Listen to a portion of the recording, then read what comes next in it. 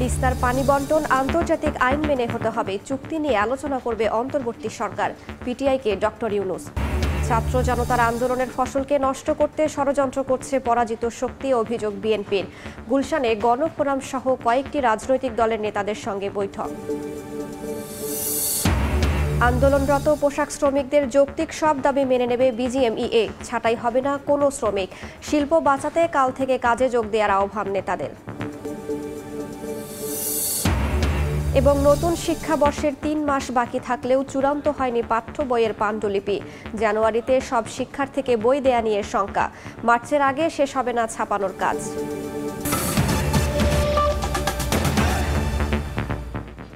সময় সংবাদের সঙ্গে আছি আমি রাইসা জান্নাত। তিস্তার পানি বন্টন চুক্তি ইস্যুতে ভারতের সঙ্গে অন্তর্বর্তী সরকার আলোচনা করবে বলে জানিয়েছেন প্রধান উপদেষ্টা ডক্টর মোহাম্মদ ইউনূস। ভারতীয় বার্তা সংস্থা পিটিআইকে দেয়া সাক্ষাৎকারে তিনি বলেন, পানি বন্টন অবশ্যই আন্তর্জাতিক আইন মেনে হতে হবে। দক্ষিণ এশীয় আঞ্চলিক সহযোগিতা সংস্থা সার্ক নিয়েও কথা বলেন ডক্টর ইউনূস। শুক্রবার এই সাক্ষাৎকারটি প্রকাশ করে পিটিআই।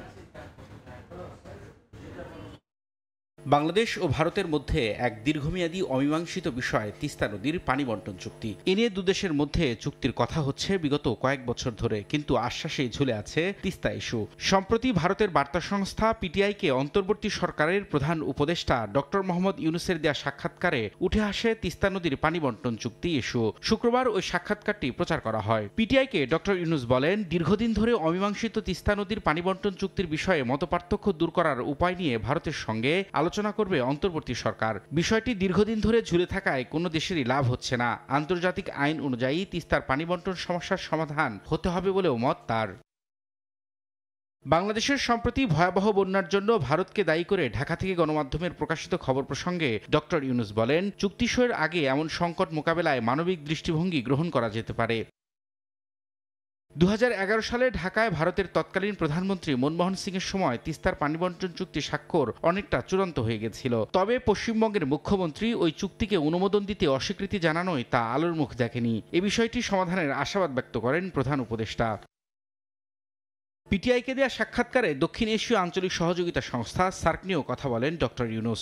সংস্থাটি চেতনার পুনর্জীবনের মাধ্যমে আঞ্চলিক অনেক সমস্যার সমাধান করতে পারে বলেও মন্তব্য তার। রবিউল ইসলাম আওলাদ, সময় সংবাদ। বন্যার পানি কমতে শুরু করলেও এখনও ভোগান্তিতে নোয়াখালী, লক্ষ্মীপুরের বাসিন্দারা। এখনও আশ্রয় কেন্দ্রেই কারো কারো দিন কাটছে।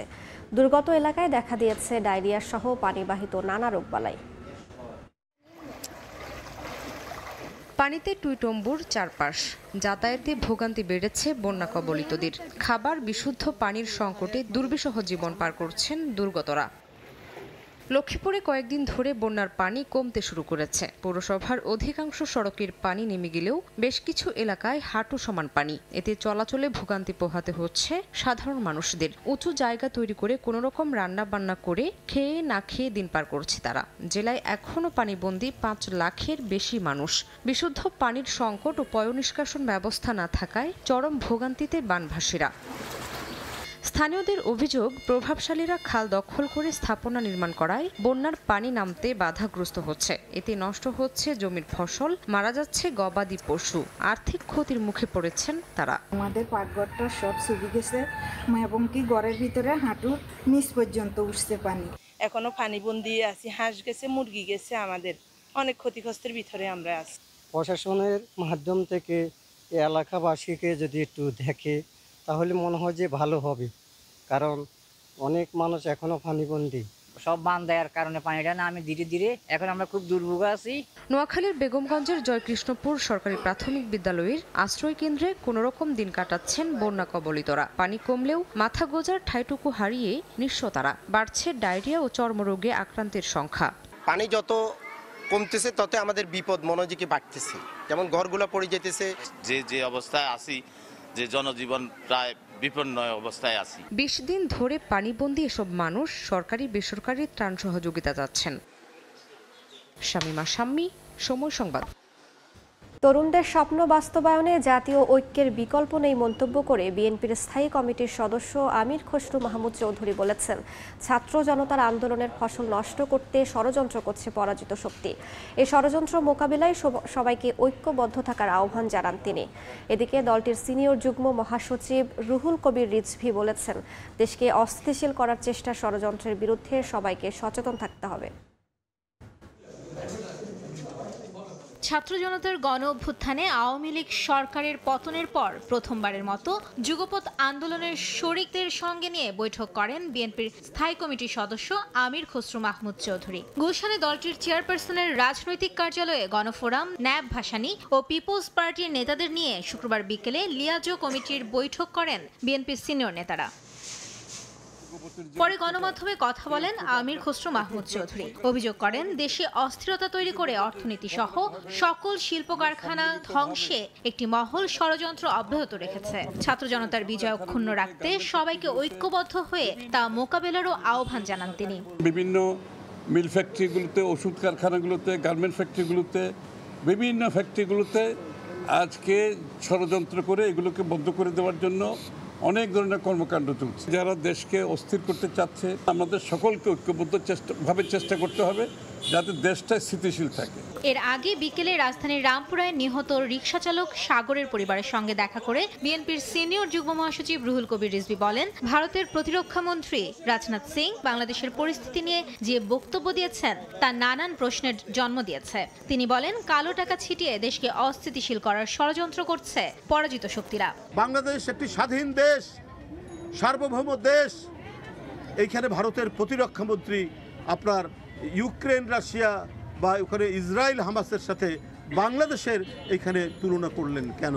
যারা পরাজিত হয়েছেন কালো টাকা ছড়িয়ে তারা এক ধরনের অস্থিতিশীলতা তৈরি করছে এবং আরও করতে পারে। আসন্ন দুর্গাপূজা আগের চেয়েও নিরাপদে উদযাপন করা হবে বলে মন্তব্য করেছেন ইসলামী আন্দোলন বাংলাদেশের সিনিয়র নায়েবে আমির মুফতি সৈয়দ মোহাম্মদ ফয়জুল করিম। রাজধানীর বংশালে ছাত্র জনতা সম্প্রীতি সমাবেশে একথা বলেন তিনি। বৈষম্য বিরোধী আন্দোলনের বিজয় অক্ষুণ্ণ রাখতে অসাম্প্রদায়িক বাংলাদেশ করার আহ্বান জানান তিনি। হিন্দুদেরকে বলবো, মহা উৎসবে আপনাদের ধর্মীয় অনুষ্ঠান পালন করুন, আরো ভালো মতো পালন করুন। আওয়ামী লীগের আমলে যেরকম পালন করতে না পারছেন, তার চেয়ে আনন্দের সাথে আপনারা আপনাদের ধর্মীয় অনুষ্ঠান পালন করবেন। যদি প্রয়োজন হয় আমরা আপনাদেরকে ছায়ার মতো রাখবো। একদল ফেসিবাদ, দখলদার, লুটেরারা আবার দেশকে লুট করার চক্রান্ত করতেছে। আমরা চাই না কারোর উপর জুলুম করতে, কাউকে বৈষম্য করার জন্য আন্দোলন করি নেই, বরং বাংলাদেশের প্রত্যেকটা নাগরিকের অধিকারকে সমুন্নত রাখার জন্যই 5ই আগস্ট আমরা জীবন দিয়েছিলাম। রাজধানীর যাত্রাবাড়ি এলাকায় ছাত্র আন্দোলনের সময় নিহতদের পরিবারকে আর্থিক সহায়তা দিয়েছে জামায়াতের ঢাকা মহানগর দক্ষিণ শাখা। সকালে শনির আখড়া বালুর মাঠে হতাহতদের স্বজনদের সঙ্গে মতবিনিময় করেন দলটির নেতারা। পরে নিহত 25 জনের প্রত্যেকের পরিবারকে নগদ 2 লাখ টাকা সহায়তা দেওয়া হয়। সভায় প্রধান অতিথির বক্তব্যে ঢাকা মহানগর দক্ষিণ শাখার আমির নুরুল ইসলাম বুলবুল বলেন, আন্দোলনে নিহতদের পরিবারের দায়িত্ব সরকারকে নিতে হবে। গণহত্যায় জড়িত পুলিশ সদস্যদের বিচার দাবি করেন তিনি। শহীদ পরিবারের, আহত পঙ্গু পরিবারের সুনির্দিষ্ট তালিকা তৈরি করে তাদেরকে তাদের অভিভাবকত্বের দায়িত্ব নিতে হবে, তাদের কর্মসংস্থানের ব্যবস্থা করতে হবে, তাদের পুনর্বাসনের ব্যবস্থা করতে হবে। সরকারের কাছে দাবি জানাতে চাই, অগ্রাধিকারের ভিত্তিতে এই গণহত্যাকারী শেখ হাসিনা, তার দল এবং তার সহযোগী শক্তি যারা ভূমিকা পালন করেছে তাদেরকে অবিলম্বে বিচারের আওতায় নিয়ে আসতে হবে। নতুন শিক্ষাবর্ষ শুরু হতে মাত্র 3 মাস বাকি থাকলেও এখনও চূড়ান্ত হয়নি পাঠ্য বইয়ের পাণ্ডুলিপি। শুধু তাই নয়, কয়েকটি শ্রেণীতে হয়নি টেন্ডারও। এখনও ছাপা শুরু না হওয়ায় জানুয়ারিতে শিক্ষার্থীদের হাতে বই পৌঁছানো নিয়ে তৈরি হয়েছে শঙ্কা। মুদ্রণ সংশ্লিষ্টরা বলছেন, বছরের শুরুতে কিছু বই পৌঁছানো সম্ভব হলেও সব বই ছাপা শেষ হতে মার্চ পর্যন্ত সময় লাগবে। তবে চ্যালেঞ্জ থাকলেও যথাসময়ে বই পৌঁছানোর চেষ্টা চলছে বলে জানিয়েছে পাঠ্যপুস্তক বোর্ড। শাকির আহমেদের রিপোর্ট।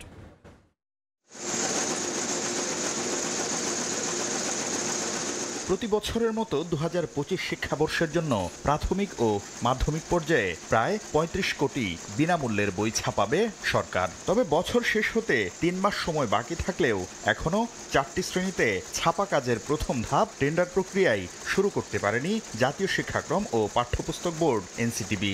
6টি শ্রেণীর টেন্ডার প্রক্রিয়া শেষ হলেও পাণ্ডুলিপি চূড়ান্ত না হওয়ায় বই ছাপার কাজ শুরু করা সম্ভব হচ্ছে না।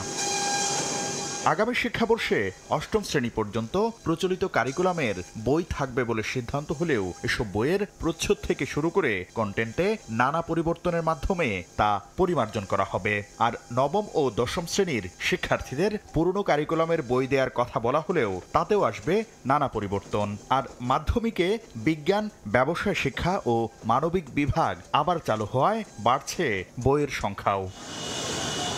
জাতীয় শিক্ষাক্রম ও পাঠ্যপুস্তক বোর্ড বলছে, চ্যালেঞ্জ থাকলেও শিক্ষার্থীদের হাতে সময় মতো বই পৌঁছাতে সর্বোচ্চ চেষ্টা করা হচ্ছে। মুদ্রণ সংশ্লিষ্টরা সচেষ্ট হলে এই সময়েই কাজ শেষ করা সম্ভব বলে মনে করছে বোর্ড। কিছুটা চ্যালেঞ্জ আছেই, তারপরে আমার ধারণা আমরা যদি সম্মিলিতভাবে ওনারা যেরকমভাবে বললেন যে রাষ্ট্রের স্বার্থে সকলে যদি একযোগে কাজ করে, দিনরাত কাজ করে, আমার ধারণা যে এগুলি সেই সমস্যাগুলি সমাধান করা সম্ভব। তবে মুদ্রণ ব্যবসায়ীরা বলছেন ভিন্ন কথা। জানুয়ারিতে কিছু বই পৌঁছানো সম্ভব হলেও 9ম ও 10ম শ্রেণীর বই পেতে মার্চ পর্যন্ত সময় লাগবে বলে ধারণা তাদের। 9-10-এর যে বই সেটি কোনো ক্রমে মার্চের আগে ছাত্ররা পাবে না। এবং আমি আমার অভিজ্ঞতার আলোকে, দীর্ঘদিন দায়িত্বে থাকার কারণে আলোকে এবং আমাদের মেশিনের যে ক্যাপাসিটি তার আলোকে এবং কারিকুলামে যে কারেকশন হবে সেই কারেকশনটা যত দ্রুত করতে পারবে তত আমাদের জন্য কল্যাণকর, এনসিটিভির জন্য কল্যাণকর। পুরো প্রক্রিয়া সময় মতো শেষ করতে পরিমার্জনের পাশাপাশি পাণ্ডুলিপি দ্রুত সময়ের মধ্যে চূড়ান্ত করার পরামর্শ মুদ্রণ শিল্প সমিতির। সিট মেশিনের জন্য শাকির আহমেদ, সময় সংবাদ, ঢাকা। আন্দোলনরত পোশাক শ্রমিকদের কাজে যোগ দেওয়ার আহ্বান জানিয়েছেন বিভিন্ন শ্রমিক সংগঠনের নেতারা। শুক্রবার বিজিএমইএ নেতাদের সঙ্গে বৈঠক শেষে আয়োজিত সংবাদ সম্মেলনে তারা জানান, পর্যায়ক্রমে শ্রমিকদের সব যৌক্তিক দাবি মেনে নেওয়ার আশ্বাস দিয়েছে বিজিএমইএ। তবে কারখানা চালু না হলে বিশ্বখ্যাত অনেক ব্র্যান্ড তাদের অর্ডার অন্য দেশে সরিয়ে নেবে। দিন শেষে যা বিপাকে ফেলবে শ্রমিকদের, এমন শঙ্কার কথাও জানান তারা। এ অবস্থায় শান্তিপূর্ণভাবে আগামীকাল থেকে শ্রমিকরা কাজে যোগ দেবেন বলে আশার কথা জানান বিজিএমইএ সভাপতি। উৎপাদন বন্ধ রেখে শ্রমিকদের এই আন্দোলনে বিপাকে পড়েছেন শিল্প মালিক ও বিদেশি ক্রেতা প্রতিষ্ঠানগুলো। এ অবস্থায় শুক্রবার বিকেলে বিজিএমইএ নেতাদের সঙ্গে বৈঠকে বসেন সাভার, আশুলিয়া, গাজীপুরের রাজনৈতিক নেতাসহ বিভিন্ন শ্রমিক সংগঠনের প্রতিনিধিরা। পরে রাজধানীর উত্তরায় বিজিএমইএ ভবনের সংবাদ সম্মেলনে শ্রমিক নেতারা তুলে ধরেন কারখানা বন্ধ রেখে আন্দোলনের ভয়াবহ পরিণতির চিত্র। অনেক ব্র্যান্ডের সাথে আমাদের কথা হয়েছে, বলতেছে এই সপ্তাহটা দেখব, যদি সামনের সপ্তাহ থেকে ফ্যাক্টরিগুলো না চলে আমাদের বিকল্প ব্যবস্থা করলে ইন্ডিয়াতে, পাকিস্তানে, আমাদের পার্শ্ববর্তী দেশ অথবা ভিয়েতনাম, কম্বোডিয়াতে চলে যাবে, তাহলে কিন্তু 40 লক্ষ মানুষ বিপাকে পড়ব, গার্মেন্টসের মালিকদের কিন্তু কিছু হবে না। এ সময় সংগঠনগুলোর পক্ষ থেকে আশ্বস্ত করা হয়, যেমন ছাঁটাই হবে না কোনো শ্রমিক, তেমনি জানানো হয় মেনে নেওয়া হবে তাদের যৌক্তিক দাবি। তাই দাবি আদায়ে কাজে যোগ দেওয়ার আহ্বান জানান তারা। আলোচনার একটা সুফল হচ্ছে, তারা আপনাদের সকল দাবিগুলো, সমস্যাগুলো বিবেচনায় নেবেন, এটা বলছেন। আমরা একমত হয়েছি যে ইতিমধ্যে যে সমস্ত কারখানায় ব্ল্যাক লিস্টেড করা হয়েছিল সেগুলো বাদ দেওয়া হবে এবং ভবিষ্যতে আর কোনো ব্ল্যাক লিস্টেড হবে না। আমরা সকলে আপনাদেরকে আহ্বান জানাচ্ছি, আপনারা পোশাক শিল্পকে টিকিয়ে রাখেন এবং এই জন্য যার যে ফ্যাক্টরিতে আপনারা কাজ করেন যথাযথভাবে কাজে যোগদান করুন এবং আপনাদের যদি কোনো সমস্যা থেকে থাকে সেটা আপনারা মালিকেরা দ্বিপক্ষীয়ভাবে আলাপ আলোচনা করুন এবং সেখানেও যদি সমঝোতা না হয় তাহলে আপনারা আমাদের সাথে যোগাযোগ করুন। তবু আপনারা রাস্তায় নেমে বিশৃঙ্খলা সৃষ্টি করবেন না এবং কারখানার ভিতরে কাজ বন্ধ করে বসে থাকবেন না। পুরোদমে কাজে যোগ দেওয়ার আহ্বান জানিয়ে বিজিএমইএ সভাপতি জানান, কারখানা সচল রাখতে পারলে অনেক সহজ হবে শ্রমিকদের দাবি পূরণ করা। সমস্যার পাশাপাশি একটা পয়েন্টে ঐক্যমত বসেছেন যে আগে ইন্ডাস্ট্রি চালু রাখতে হবে, ইন্ডাস্ট্রি চালু রাখার পরে, ইন্ডাস্ট্রি বাঁচানোর পরে অন্যান্য সমস্ত আলোচনাগুলো স্টেপ বাই স্টেপ আমরা সমাধান করব। আপনারা যে মেসেজ দিয়েছেন এই মেসেজটা সর্বস্তরে পৌঁছাবে এবং নিরবিচ্ছিন্ন পোশাক কারখানাগুলি চলবে। বিজিএমইএর তথ্য, গত এক বছরে নানা কারণে বন্ধ রয়েছে রপ্তানিমুখী 260 থেকে 270টি পোশাক কারখানা। চন্দ্রিমা চৌধুরী, সময় সংবাদ, ঢাকা। জুলাই আগস্টে শেখ হাসিনা সরকারের দেয়া দফায় দফায় কারফিউ ও সাধারণ ছুটিতে বন্ধ হয়ে যায় নারায়ণগঞ্জের পোশাক শিল্প কারখানা। ব্যবসায়ী সংগঠনের তথ্য মতে এই সময়ে বন্ধ থাকায় পোশাক রপ্তানি খাতে $2 বিলিয়ন ক্ষতি হয়েছে। এছাড়া সরকার পতনের পর ঝুট ব্যবসার দখল নিতে তৎপরতা চালাচ্ছে সন্ত্রাসী বাহিনী। এ কারণে হুমকির মুখে কারখানা মালিকরা। শওকত আলী সৈকতের পাঠানো তথ্য ও আরিফ হোসেনের ছবি নিয়ে রিপোর্ট। নিটোয়ার খাতের 47% তৈরি পোশাক রপ্তানি হয় নারায়ণগঞ্জ থেকে। আর পোশাক রপ্তানিতে বাংলাদেশকে বিশ্বের দ্বিতীয় স্থানে নিয়ে যাওয়ার ক্ষেত্রে এ জেলার গুরুত্ব সবচেয়ে বেশি। তবে গত জুলাইয়ের মাঝামাঝি থেকে আগস্টের প্রথম সপ্তাহ পর্যন্ত দেশের রাজনৈতিক অস্থিরতা, কারফিউ ও টানা ছুটির কারণে বিপর্যয় নেমে আসে জেলার এই শিল্পে। গার্মেন্টস মালিকদের দাবি, দিনের পর দিন কারখানা ও ইন্টারনেট সেবা বন্ধ থাকায় বিদেশি ক্রেতাদের সঙ্গে যোগাযোগ রাখা সম্ভব হয়নি তাদের পক্ষে। ফলে শিপমেন্ট বাতিল সহ নতুন অর্ডার পাওয়া থেকে বঞ্চিত হয়েছেন তারা। তবে বর্তমান অন্তর্বর্তীকালীন সরকার ব্যাংক থেকে সীমিত পরিমাণ নগদ টাকা লেনদেনের বিধি আরোপ করায় নতুন করে সমস্যার মধ্যে পড়েছেন গার্মেন্টস মালিকরা। ফ্যাক্টরি বন্ধ থাকার কারণে আমরা টাইমলি শিপমেন্টগুলি করতে পারি নাই, যার জন্য অনেক বায়ার ডিসকাউন্ট করেছে বা কিছু কিছু বায়ার হয়তো মেনে নিয়েছে, অনেক বায়াররা অর্ডার ক্যান্সেল করতে চাচ্ছে। অর্ডার অনেক কনফার্ম করা ছিল, পিওগুলি কিন্তু আমরা এই 15 দিনের ব্যাঘাতের কারণে বা ইন্টারনেটের কারণে আমরা কিন্তু কোনো কমিউনিকেশন করতে পারি নাই। এই অবস্থায় সরকারের সহযোগিতা চায় বিকেএমইএ। তাহলে আবারও পোশাক রপ্তানি খাতে বিশ্বের শীর্ষস্থান দখল করা সম্ভব হবে বলে মনে করেন সংগঠনটির সভাপতি। গত 1-1.5 মাসে প্রায় $2 বিলিয়ন মতো রপ্তানি কিন্তু বাধাগ্রস্ত হয়েছে। ক্ষতিগুলি কাটিয়ে উঠতে হলে আমাদের অনেকগুলি পদক্ষেপ নিতে হবে। ব্যাংকে এলসি দিলে এলসি করতে দেরি হয়, তারপরে ডকুমেন্টস দিলে পারচেজ করে টাকা দিতে দেরি হয়, যার ফলে আমার শ্রমিকের বেতন দিতে দেরি হয়। এদিকে সরকার পরিবর্তনের পর ঝুট ও ওয়েস্টের ব্যবসা দখলে নিতে একটি সন্ত্রাসী চক্র মরিয়া হয়ে উঠেছে বলে অভিযোগ ব্যবসায়ীদের। 5 তারিখের থেকেই যদি বলি, নতুন করে এক উৎপাতের মধ্যে আমরা পড়লাম। 4 দিক থেকে চাঁদাবাজরা উৎপাত করা শুরু করলো, আমাদের ঝুট নেওয়ার কথা বলে। তারপরে বিভিন্ন ব্যবসায়িক ইয়ের মধ্যে তারা ঢুকতে চায়, তারা গোডাউন এর দখল নিতে চায়। কোনো মালিক পক্ষ তার কাছে কেউ চাঁদা চায় বা সে চাঁদাবাজির শিকার হয়, আমরা অবশ্যই যদি আমাদের কাছে আইনগত সহায়তা চায়, আমরা অবশ্যই ওনাদেরকে সহায়তা করব। নারায়ণগঞ্জে 8 শতাধিক রপ্তানিমুখী পোশাক কারখানায় 15 লাখের বেশি শ্রমিক কর্মরত আছেন। সময় সংবাদ, নারায়ণগঞ্জ। ভাঙছেই না ডিমের বাজারের সিন্ডিকেট। এবার প্রতি ডজনে দাম বেড়েছে 10 টাকা করে। কিন্তু কেন বেড়েছে তা জানা নেই বিক্রেতার। সাপ্তাহিক ছুটির দিনে বাজারে গিয়ে মুরগির দাম শুনিয়েও স্বস্তি নেই ক্রেতার। সপ্তাহ ব্যবধানে ব্রয়লার আর সোনালী বিক্রি হচ্ছে কেজিতে 10 থেকে 20 টাকা বেশিতে। দিনের সঙ্গে দাম বৃদ্ধির এই চক্রে নাজেহাল অবস্থা স্বল্প আয়ের মানুষের। রাজধানীর কারওয়ান বাজারে ঢুকতেই মুরগি বিক্রেতারা জানালেন সপ্তাহ ব্যবধানে কেজিতে 10 থেকে 20 টাকা বেড়েছে ব্রয়লার ও সোনালীর দাম। কারণ হিসেবে সম্প্রতি ফেনী নোয়াখালী অঞ্চলে আকস্মিক বন্যায় খামার ক্ষতিগ্রস্ত হওয়াকে দায়ী করছেন তারা, যদিও তাদের এই দাবিকে অযৌক্তিক বলছেন ক্রেতারা। ব্রয়লার মুরগি আজকে বিক্রি করতেছি 170 টাকা। বন্যার কারণে খামারগুলো বন্ধ ছিল। আমার মনে হয় না কোনো যৌক্তিকতা আছে, আর বাজারে তো প্রচুর সাপ্লাই আছে। এই সপ্তাহে এসে ডিমের বাজারও ঊর্ধ্বমুখী। হুটহাট দাম বৃদ্ধির সঠিক কারণ না জানলেও পাইকারদের ঘাড়ে দায় চাপাচ্ছেন খুচরা বিক্রেতারা। যদিও ভোক্তাদের স্পষ্ট দাবি, সিন্ডিকেটের কারসাজিতেই বেশি দামে ডিম কিনতে বাধ্য হচ্ছেন তারা। ডিম গেছে সপ্তাহে বেচতেছি 150 টাকা ডজন, চলতি সপ্তাহে 160 টাকা করে বেচা লাগে। পাইকারি বাজারটার উপরে শতকরা 20 টাকা বাড়তি।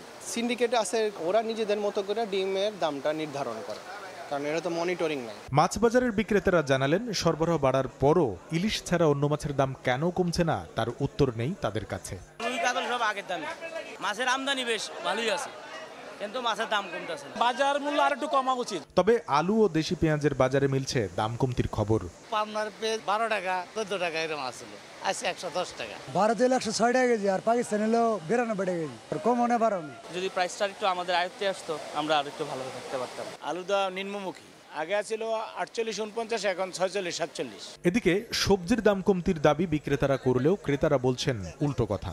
আজকের বাজারে পটল আছে 50 কেজি, ভিন্ডি আছে 40 থেকে 45 কেজি, চিচিং আছে 50-60 কেজি। যে সবজি আমি 3-4 দিন আগে 25-30 টাকা করে কিনছি, আজকে 50 টাকা 70 টাকা। দামটা প্রথম কিছুদিন মানে আন্দোলনের পর থেকে কিছুদিন একটু কম ছিল, কিন্তু না আবার আগের দামে চলে গেছে। কয়েক সপ্তাহ ধরে একই তালে চলতে থাকা মুদিপণ্যের বাজারে মাসের শুরুতে বিক্রি বৃদ্ধির বিপরীতে কমেছে আটা ময়দার দাম। আর গত সপ্তাহে এক দফায় মোটা চালের দাম কেজিতে 2-3 টাকা বাড়ার পর বর্তমানে বাজার রয়েছে স্থিতিশীল। নতুন করে আর বাড়ে নাই চালের দাম। একটু দ্রব্যমূল্যের দাম কম হয় তাহলে ভালো হয়। আটার দাম কমছে, চিনির দাম কমছে। কামরুল হাসান সবুজ, সময় সংবাদ, ঢাকা। সরবরাহ বাড়লেও মুন্সিগঞ্জে ইলিশের কেজিতে দাম বেড়েছে 200 টাকা পর্যন্ত। এরপরও সাপ্তাহিক ছুটির দিনে জেলার মীর কাদিম মাছের আড়তে উপচে পড়া ভিড় ছিল ক্রেতাদের। দাম বৃদ্ধির জন্য ক্রেতারা দায়ী করছেন বাজার সিন্ডিকেট ও মজুতদারদের। মুন্সিগঞ্জের মীর কাদিম হাটে রূপালী ইলিশের ঝিলিক। ভোর থেকে ক্রেতা বিক্রেতার পদচারণায় মুখরিত পুরো এলাকা। ছুটির দিনে কেজি প্রতি বড় ইলিশের দাম হাঁকা হচ্ছে 1800 টাকা পর্যন্ত, যা গেল একদিন আগেও ছিল 1600 টাকা। এরপরও পাইকারি ডাকে মাছ কিনতে হুমড়ি খেয়ে পড়ছে মানুষ।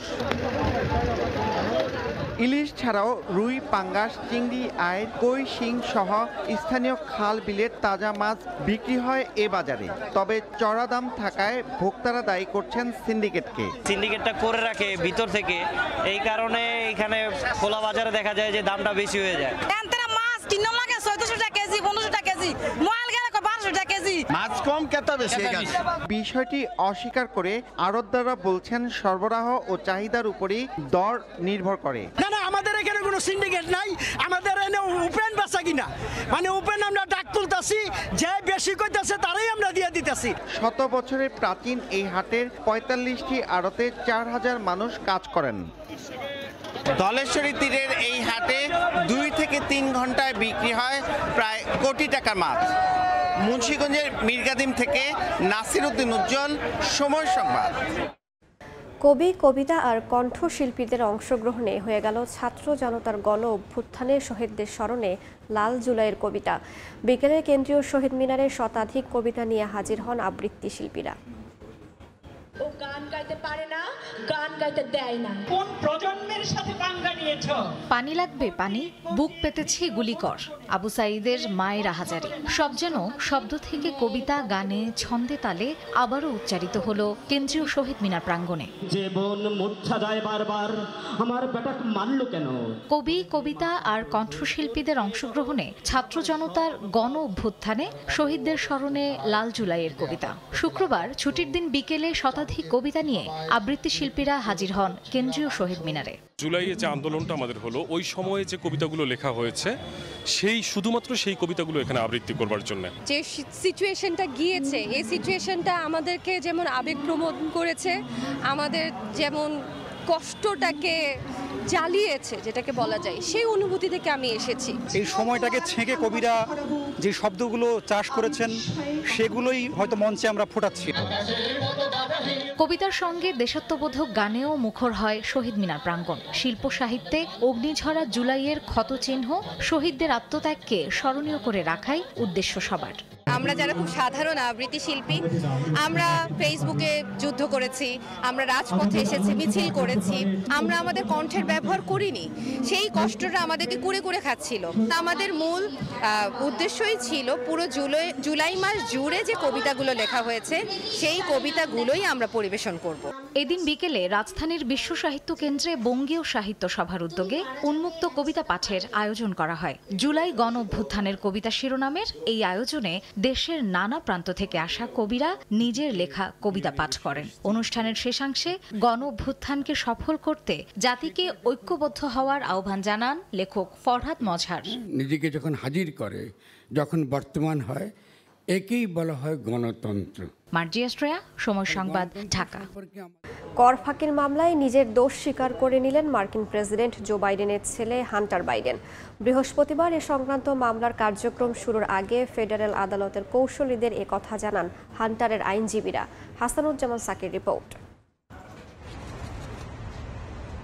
মার্কিন প্রেসিডেন্ট জো বাইডেনের ছেলে হান্টার বাইডেনের বিরুদ্ধে কর ফাঁকির মামলা চলছে। গেল বছরের ডিসেম্বরে যুক্তরাষ্ট্রের ক্যালিফোর্নিয়ার লস অ্যাঞ্জেলেসের একটি আদালতে হান্টারের বিরুদ্ধে ফৌজদারি অপরাধের এ মামলা দায়ের করে মার্কিন বিচার বিভাগ। 54 বছর বয়সী বাইডেন পুত্রের বিরুদ্ধে 9টি অভিযোগ আনা হয়। মামলার অভিযোগে বলা হয়েছে তিনি 2016 থেকে 2019 সালের মধ্যে বিলাসী জীবনযাপন করার পেছনে লাখ লাখ ডলার খরচ করেছেন। এ সময় তিনি ইচ্ছাকৃতভাবে $14 লাখ কর পরিশোধ করেননি। তবে হান্টার এই অভিযোগ অস্বীকার করে আসছিলেন। গেল 8 মাস ধরে হান্টারের বিরুদ্ধে তদন্ত শেষে বৃহস্পতিবার ছিল মামলার নির্ধারিত দিন। সকাল থেকেই লস অ্যাঞ্জেলেসের ফেডারেল আদালতে প্রেসিডেন্ট পুত্রের বিরুদ্ধে বিচারিক কার্যক্রম শুরুর তোড়জোড় চলে। শুরু হয় জুরি ঠিক করার প্রক্রিয়া। এ সময় হান্টার দোষ স্বীকার করার কথা জানান আদালতে। এ সময় বিচারক মার্ক স্কার্সি সতর্ক করে দিয়ে বলেন, দোষী সাব্যস্ত হলে তার সর্বোচ্চ 15 বছর কারাদণ্ড হতে পারে, জরিমানা হতে পারে $5 থেকে $10 লাখ। এসব বিষয়ে হান্টার অবগত আছেন কিনা জানতে চান বিচারক। জবাবে হান্টার বলেন তিনি শাস্তি সম্পর্কে জানেন। এরপরই আদালত হান্টারের স্বীকারোক্তি গ্রহণ করেন। আগামী 16 ডিসেম্বর এই মামলার রায় দেওয়ার কথা রয়েছে। এর আগে আগ্নেয়াস্ত্র কেনার সময় মাদকাসক্তি নিয়ে মিথ্যা তথ্য দেওয়ার অপর একটি মামলায় এই বছরের জুনে দোষী সাব্যস্ত হন হান্টার। মার্কিন প্রেসিডেন্ট চাইলে যে কোনো অপরাধীকে ক্ষমা করে দিতে পারেন। তবে প্রেসিডেন্ট জো বাইডেন আগেই বলেছেন তিনি তার ছেলেকে বাঁচাতে ক্ষমা করার নির্বাহী ক্ষমতা প্রয়োগ করবেন না। এদিকে 2021 সালের 6 জানুয়ারি ক্যাপিটল হিলে হামলার ঘটনায় সাবেক মার্কিন প্রেসিডেন্ট ডোনাল্ড ট্রাম্পের বিরুদ্ধে নতুন তথ্য প্রমাণ হাজির করার কথা জানিয়েছেন বিচারক তানিয়া চুটকান। এ মাসের 26 তারিখ মামলার দিন ধার্য রয়েছে। কিন্তু ট্রাম্পের আইনজীবীরা চাচ্ছেন না আসন্ন প্রেসিডেন্ট নির্বাচনের আগে তার বিরুদ্ধে নতুন কোনো অভিযোগ ও প্রমাণ হাজির করা হোক। বিশ্লেষকদের ধারণা, নতুন তথ্য প্রমাণ নভেম্বরের 5 তারিখের নির্বাচনে ট্রাম্পের প্রচারণায় নেতিবাচক প্রভাব ফেলতে পারে, যা থেকে বাড়তি সুবিধা পেতে পারেন প্রতিদ্বন্দ্বী প্রেসিডেন্ট প্রার্থী কামালা হ্যারিস। হাসানুজ্জামান সাকি, সময় সংবাদ, যুক্তরাষ্ট্র। খেলার খবর। মিরপুরের হোম অব ক্রিকেটে ছুটির দিনেও ঐচ্ছিক অনুশীলন করেছেন অধিনায়ক নাজমুল হোসেন শান্ত। দীর্ঘ সময় তিনি কাজ করেছেন ব্যাটিং নিয়ে। মূলত অফ ফর্ম কাটাতেই এমন ব্যক্তিগত অনুশীলন টাইগার এই টপ অর্ডার ব্যাটসম্যানের। শুক্রবার সরকারি ছুটির দিন স্তব্ধ হোম অব ক্রিকেটে প্রাণের চাঞ্চল্য নেই বললেই চলে। কিন্তু সেই নিস্তব্ধতা ভেদ করে শান্তর সেই স্বভাবসুলভ drive. Captain leading from the front, কিন্তু টাইগার কাপ্তান তা পারছেন কই। দল সাফল্য পেলেও সবশেষ 9 ইনিংসে তার ব্যাটে 50-র দেখা নাই। তাই তো শান্তর এমন ফিরে পাওয়ার লড়াই। ইনডোরের আউটারে 9টা থেকে বেলা 11:30। সময় বেড়েছে রোদের তীব্রতা। তবে শান্ত তাতেও হননি অশান্ত। লোকাল কোচ আর থ্রোয়ারদের সঙ্গে নিয়ে কাজ করেছেন ভুল ত্রুটি ধরতে। সামনেই ভারতের মাটিতে সাফল্য ধরে রাখার চ্যালেঞ্জ। প্রবল প্রতিপক্ষের বিপক্ষে ভালো করতে তার ব্যাটে রানের বিকল্প নেই। ভারত সিরিজ ভিন্ন চ্যালেঞ্জ আরেক টাইগার পেসার এবাদতের জন্য। সর্বনাশে ইনজুরির থাবায় বছর পেরিয়েছে, তবুও মাঠে ফেরা হয়নি সিলেট রকেটের। প্রতিপক্ষ হিসেবে টিম ইন্ডিয়া বরাবরই প্রিয় তার কাছে। টাইগার ম্যানেজমেন্টের কাছ থেকেও পেয়েছেন গ্রিন সিগন্যাল। ম্যাচ ফিট না হলেও দলের সঙ্গে চেন্নাইয়ের বিমান ধরছেন তিনি। বাংলাদেশ টিমের সাথে হয়তো আমাকে ইন্ডিয়াতে নিবে। ওখানে দেখা যাচ্ছে আমার যে বোলিং সাপোর্ট, আমার doctor, physio, fast bowling coach, trainer সবাইকে আমি পাবো। আর আরেকটা জিনিস হচ্ছে বিশেষ করে বাংলাদেশ টিমের মনিটরিংয়ে থাকবো। তাসকিন, হাসান, নাহিদ রানা, মুস্তাফিজ, তানজিম সাকিব সাম্প্রতিক সময়ে শুধু কাগজে কলমেই নয়, 22 গজেও টাইগার পেস বিপ্লবে আচ্ছন্ন তাবৎ ক্রিকেট দুনিয়া। তবে তাতে বেড়েছে প্রতিযোগিতা। চ্যালেঞ্জের মুখে একসময় দলের অটো চয়েস এবাদত। তবে এমন প্রতিযোগিতাকে তিনি দারুণ উপভোগ করছেন। আমার কাছে অনেক হেলদি একটা কম্পিটিশন মনে হয়। আমি চাইও যে আমাদের এইরকম ফাস্ট বোলার আরও 7টা থাকবে। সো মানে তখন কি হবে, আমার নিজের তাগিদ থাকবে যে আমি আরো ভালো করতে হবে। 8 সেপ্টেম্বর থেকে গোটা দল নিয়ে শুরু হওয়া অনুশীলনে থাকছেন এবাদত হোসেন। তবে শেষ পর্যন্ত ভারতের মাটিতে তার সুযোগ না মিললেও ঘরোয়া লিগে পারফর্ম করে আন্তর্জাতিক সার্কিটে এবাদত ফিরতে চান প্রোটিয়া সিরিজ দিয়েই। মাহবুব রিমন, সময় সংবাদ, ঢাকা। এ পর্যায়ে শীর্ষ সংবাদগুলো জানিয়ে দিচ্ছি আরও একবার। তিস্তার পানি বন্টন আন্তর্জাতিক আইন মেনে হতে হবে, চুক্তি নিয়ে আলোচনা করবে অন্তর্বর্তী সরকার। পিটিআইকে ডক্টর ইউনূস। এবং ছাত্র জনতার আন্দোলনের ফসলকে নষ্ট করতে ষড়যন্ত্র করছে পরাজিত শক্তি, অভিযোগ বিএনপির। গুলশানে গণফোরাম সহ কয়েকটি রাজনৈতিক দলের নেতাদের সঙ্গে বৈঠক।